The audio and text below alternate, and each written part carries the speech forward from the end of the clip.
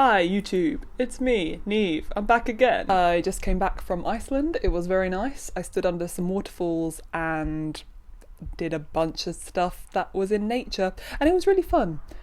Very beautiful, very expensive, but absolutely worth it. As you can see, I have a new background. I now live somewhere else. These are all my books. I had a bit of a book cull where I sold them off, so these are the books that I actually wanted to keep and read or whatever, and I just think the background looks really good, so I'm very happy with that.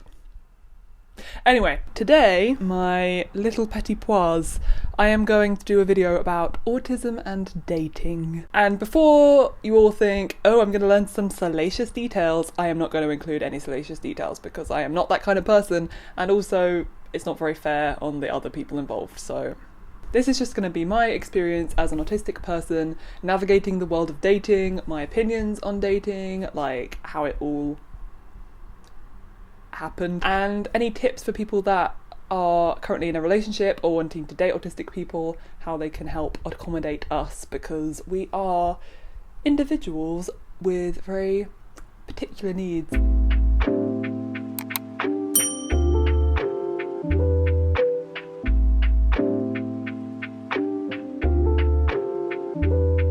When I was a teenager, I was so in my own fantasy world and I would imagine relationships all the time, and I'd be like, why can't I date like in my imagination? But I don't think I ever genuinely wanted that to materialize. I think I was just like daydreaming all the time, fantasizing all the time about relationships. This ties into what I'm about to say about my general naivety and emotional intelligence, because I didn't actually want a relationship, I don't think. I just imagined that I did. Another thing I wanted to mention is I obviously have very high anxiety, always had high anxiety, but particularly in high school for multiple reasons. It was completely stressful AF and very noisy and smelly and messy and was horrible. So my anxiety was through the roof as well. So no wonder no one ever like wanted to ask me out, because I was probably unconsciously pushing them away without realizing. A, because I didn't actually really want a relationship, I was just imagining that I did, and B, because I was very anxious, unprepared for any sort of dating in real life. I just thought I'd mention this because I didn't really go into my adolescence too much in the main video, and I think that this is a really important part of it.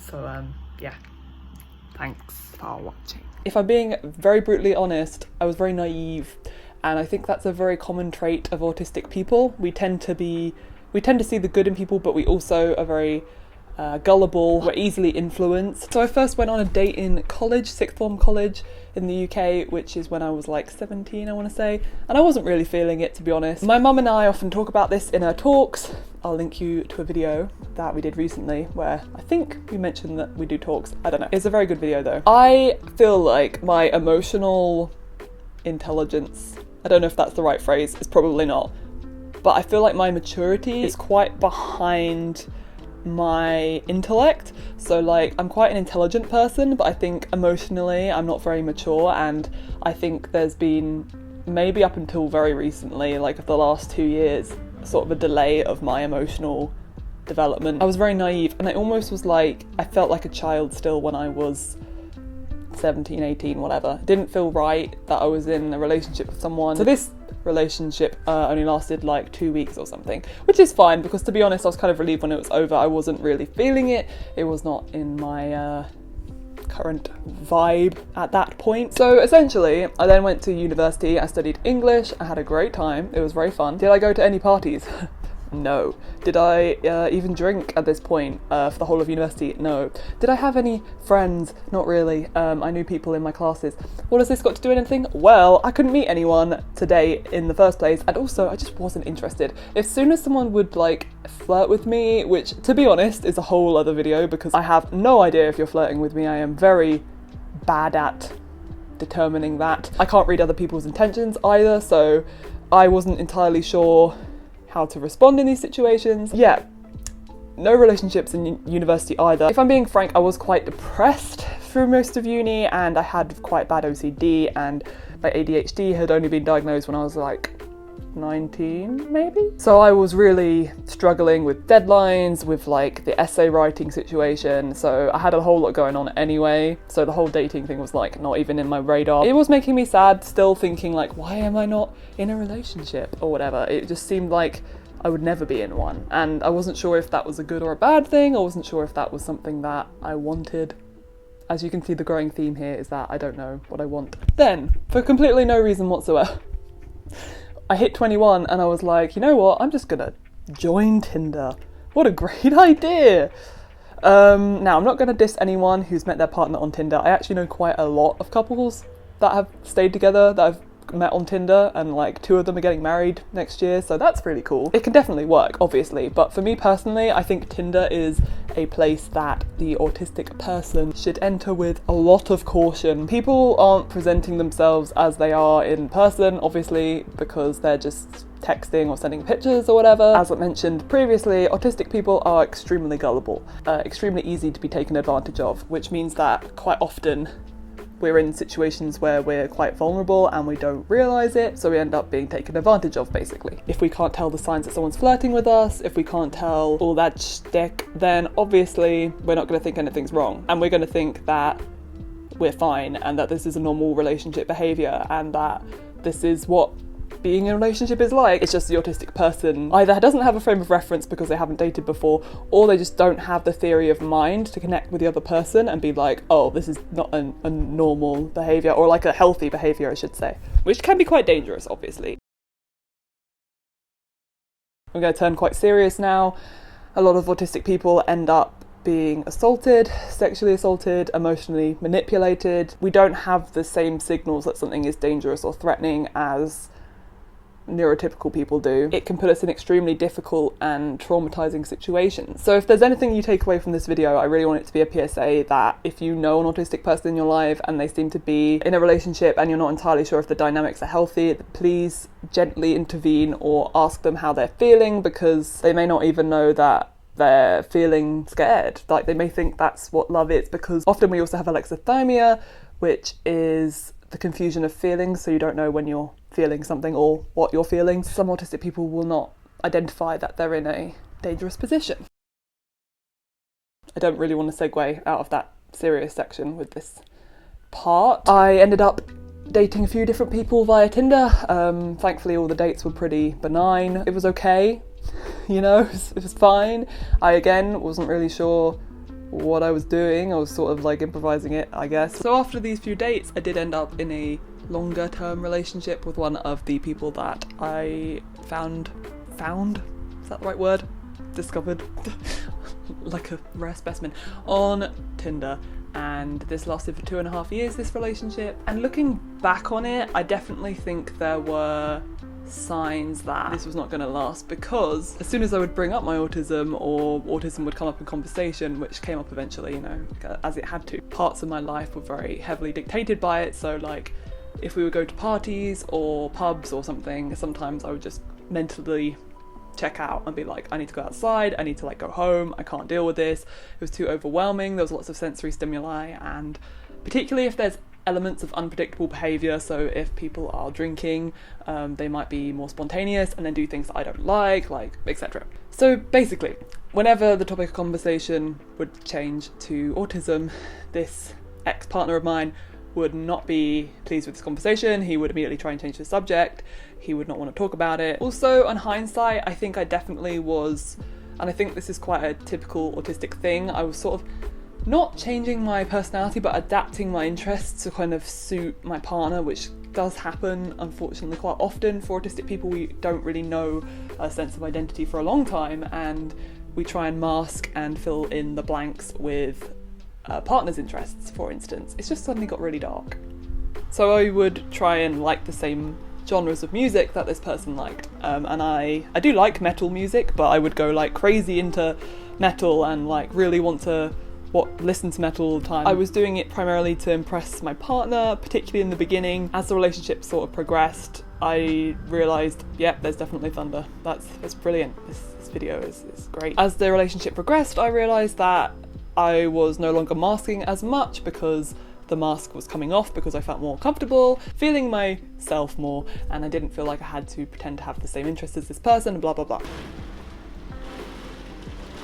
It's like being in a car wash. I'm gonna have to hold my microphone here now, so I hope you can still hear me. I'm very sorry. Another thing that this partner used to do was we would do things sort of semi-spontaneously, so we would have to go out to a random place because they'd be like, oh, let's go here, and I really wasn't feeling it, and like I just went along with it. But it was very anxiety inducing, and I didn't really feel like I had a say in whether we were going there or not. It just would kind of happen. And like, I know some people crave that spontaneity, and that's totally fine, but for me personally, I'm a very routine based person. I like to get up, do the same things every morning, etc. And they didn't understand. They just thought I was being annoying, basically. This is not trying to incriminate this person, by the way. It's just explaining the different ways in which this relationship didn't help my autism, or like didn't acknowledge it really. Like, it wasn't even really openly discussed, because every time it would come up they would get really awkward. So basically this relationship then came to an end.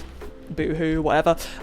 Actually, this is sort of related to the autism dating thing, so I will talk about it. I was very affected by this breakup. It was obviously the first big breakup I'd ever gone through. I wasn't entirely convinced I would care that much. I know that sounds really gross. As autistic people, we think in black and white, like yes or no, etc. So when you're in a relationship or not in a relationship, it's like, oh no, I'm not in the relationship, I don't have to think about it, like maybe I can get on with my life. However, this did not happen, and I was very emotionally affected by this breakup, like way more than I expected, and it took me a very long time to get over it, which I know is now very typical of autistic people, because we tend to crave familiarity. So now obviously we don't have this familiar person in our life anymore, etc. And it was just a change, and change is the buzzword for fear, as I have mentioned before, for me personally. So the whole change thing wasn't great. I ended up sort of developing a crush on somebody that was at my workplace, and we went on a date. This was like a few months after the breakup, so maybe a bit raw, but I was like, you know what, I like this person, let's go on a date.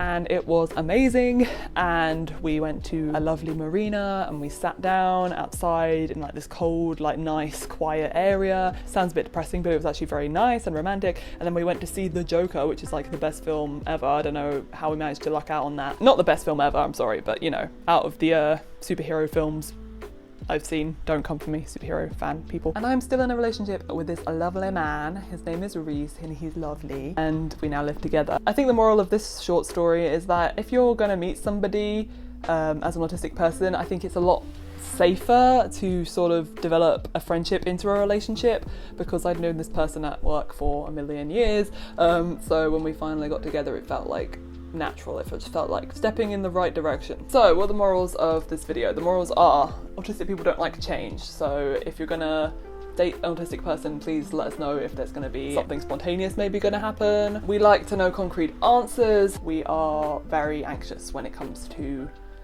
unknowns, and we need to have concrete variables, particularly if you're like me and you're quite introverted. I'm not very keen on going out with big groups of people. Even if they're nice people, I just find it very draining. So please check in with the autistic person promptly and continuously, because the autistic person might not even be feeling very comfortable, but they might be masking. So that's the thing. On the surface we might look fine, like we're coping and even having conversation, but inside we're like, I just want to go home. I want to put on a blanket and play The Sims 2, and that's my life. That's what we might be wanting to do. So you got to check in with them. If we have meltdowns, this can happen. So quite a few times I had to exit a place because I was like, this is too noisy and this is too loud. And then my ex-partner would get really annoyed and be like, why did you walk away and not tell me, blah, blah, because I'm having a meltdown. Like, I can't speak, I can't think, I just need to like get out of that situation.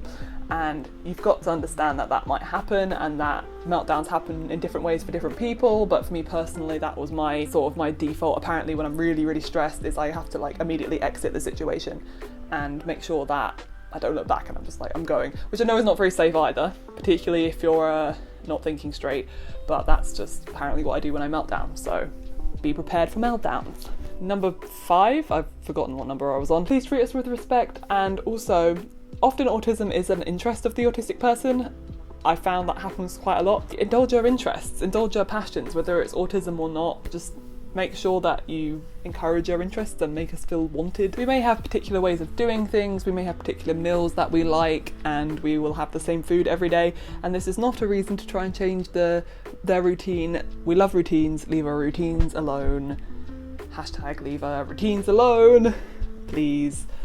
We need them in our lives to function in a non-anxious way. Embrace learning about autism, embrace the fact that autistic people exist. Look up online facts about autism and educate yourself, because it's a really interesting developmental disorder, and the more you look into it, the more you're like, oh wow, that probably explains that person, but then it also gives you a more rounded picture of the person. Now, I'm not necessarily saying turn us into research projects, because that is not exactly great, is it?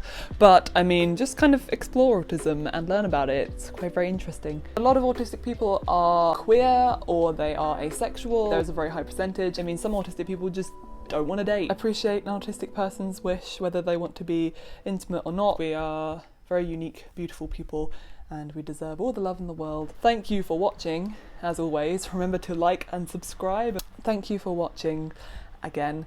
And there's a playlist somewhere here, and that is all I'm gonna say. Sorry for the thunder. Goodbye. Goodbye. Goodbye. Turn around. Every now and then I turn a little bit lonely. I don't know the words. Ay, ay, ay, Christ almighty.